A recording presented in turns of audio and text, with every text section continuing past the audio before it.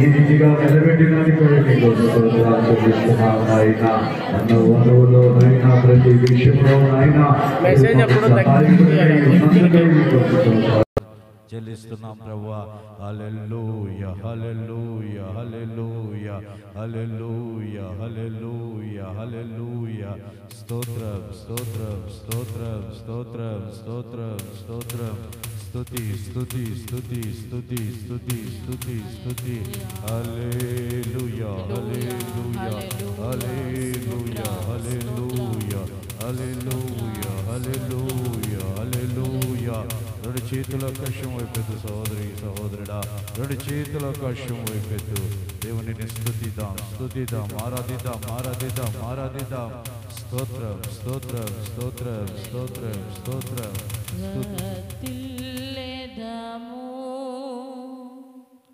మన దేవుని మందిరమందు